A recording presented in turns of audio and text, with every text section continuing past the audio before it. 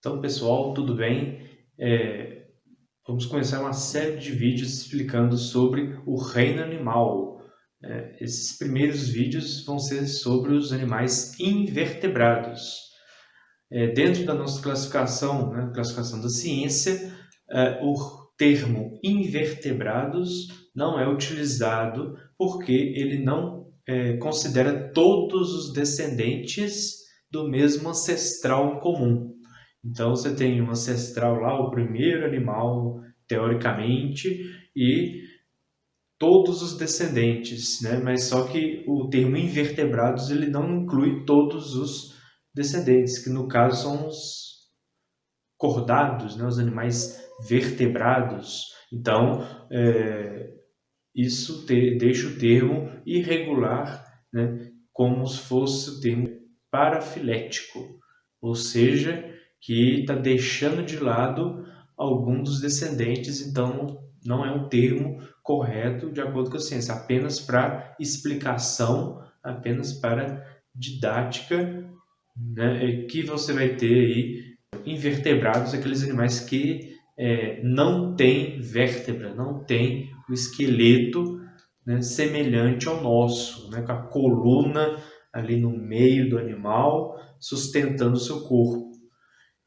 Vão ser todos esses animais invertebrados que vocês vão estudar nesses primeiros vídeos.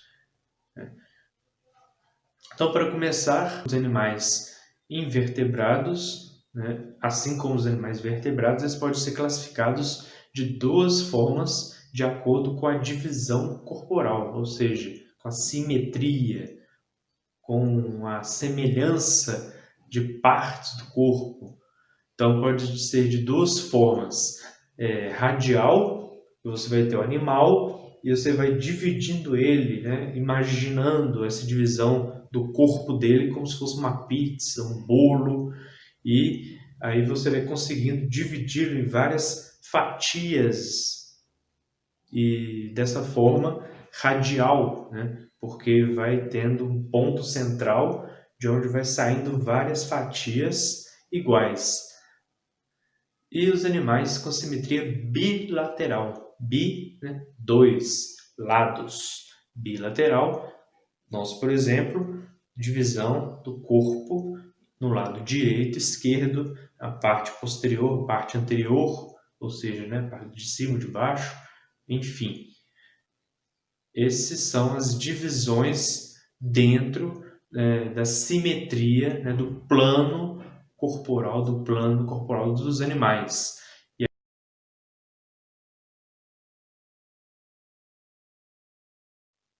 Para começar, a gente tem o primeiro filo, o primeiro grupo de animais chamado de poríferos. Os poríferos nada mais são do que as esponjas do mar, espongiários. Né? Poríferos vem de poros, buraquinhos pelo corpo, porque vocês vão ver as características dele, que é muito importante a presença desses poros espalhados pelo corpo. Então, as esponjas do mar, os poríferos, não apresentam tecidos, não apresentam órgãos. Esse formato da imagem mais ou menos cilíndrico não é o padrão para todas as espécies de esponjas. Tem variadas formas. Então, apesar de elas não terem órgãos, tecidos, elas apresentam células, cada uma com uma função diferente. Então, por exemplo, o amebócito vai digerir as partículas, o coanócito está filtrando a água ali que passa dos poros ao redor do corpo e a água é eliminada, como mostra as setas aí, as setas indicando para o ósculo, ou seja, a abertura superior da esponja do mar. Os poríferos podem ter a reprodução sexuada e a reprodução assexuada, né?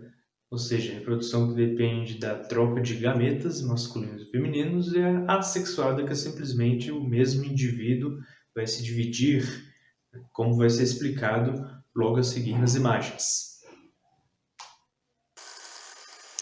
Então aqui temos a reprodução sexuada das esponjas do mar, nesse esquema aqui. Então a parte superior você vê as duas esponjas, masculina e feminina. Pode ser também hermafrodita, ou seja, mesmo indivíduo com os dois sexos.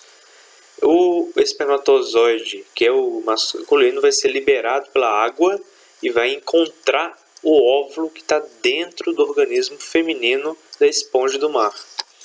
Então, o que acontece é que a esponja do mar vai se reproduzir, a fecundação interna, ou seja, o óvulo está dentro da esponja. Depois de fecundada, a esponja vai liberar a larva. As larvas vão percorrer ali o caminho pela água e vai fixar em algum lugar. E aí vai ter um processo que ela vai inverter o seu formato de larva e ela vai começar a crescer e desenvolver na esponja. E aí temos a esponja também na reprodução assexuada. A reprodução assexuada tem um broto. Esse broto, como se fosse um galhozinho de uma árvore, né? Mas no caso a esponja, um animal. Então esse pedacinho, esse broto da esponja, ele vai se desprender em um certo momento, vai ser depositado num outro lugar, numa outra rocha, e vai se desenvolver numa esponja adulta. Então a reprodução assexuada, né? Sem a troca de gametas. Então, teremos 3 tipos de esponjas de acordo com a estrutura de canais de poros do seu corpo. As ascons, sicons e leucons, de acordo com a complexidade, com a quantidade de canais dentro do seu corpo, como será visto agora na imagem a seguir. De acordo com o formato das esponjas, né, a anatomia, o formato do corpo, a gente tem 3 tipos, que são os ascons, são os mais simples, como a imagem mostra aí, tem uma abertura, o átrio, né, parte central, o sicon, que ainda tem um átrio central, mas já tem bastante canais ali dentro do corpo da esponja, e os leucons, que são os mais complicados, os mais complexos, porque eles não têm o átrio definido e vários átrios, vários buraquinhos espalhados pelo corpo, várias cavidades, né? Então dessa estrutura toda assim complexa. As esponjas, elas têm grupos, né, subgrupos dentro do filo, classes, ordens, que vão ser definidas de acordo com o tipo de estrutura de espículas, ou seja, de espécies de pedrinhas ou agulhazinhas que fazem a sustentação do corpo do animal. Então você tem, por exemplo, as que têm as espículas calcárias, então tem uma estrutura mais calcária, mais rochosa. Aquelas que têm estrutura silicosa, né, semelhante à areia, e outras com a estrutura mais de espongina. Essas eram utilizadas, né, pelos antigos gregos, romanos, para tomar banho, né, literalmente como a gente usa as esponjas de plástico, né, de sintéticas atuais.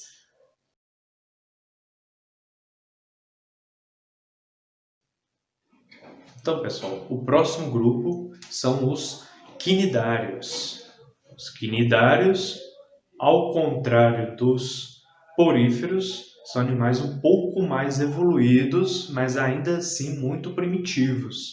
Eles já têm tecidos verdadeiros, mas eles apresentam apenas 2 tipos de tecido embrionário, ou seja, o filhotinho, a larva do quinidário, ectoderme e a endoderme. Ecto está mais por fora, né, como se fosse a pele do bicho, e a endoderme é a parte que vai revestir a cavidade gástrica, a cavidade digestória. Não chega a ser um intestino, né?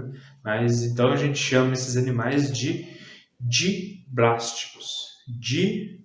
Diblásticos. Tem 2 tecidos embrionários, 2 tecidos nas larvas, né, ou nos embriões, dependendo do animal.